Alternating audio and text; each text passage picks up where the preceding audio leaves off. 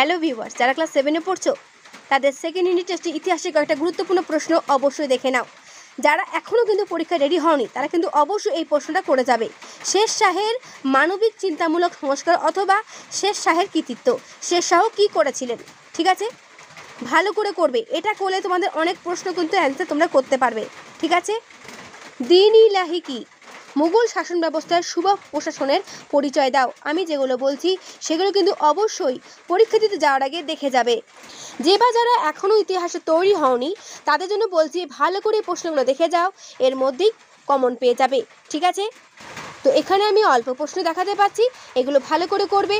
যদি পুরো ভিডিওটা দেখতে চাও অবশ্যই আমার চ্যানেলে এসে দেখে নেবে, সেখানে ইতিহাস সহ অন্যান্য সাবজেক্টের অন্যান্য ভিডিও দেওয়া রয়েছে, তাহলে অবশ্যই কিন্তু চ্যানেলে এসে দেখে নিও। ওকে, আর হ্যাঁ, ভালো লাগলে অবশ্যই লাইক করো ও বন্ধুদের কাছে শেয়ার করতে ভুলো না।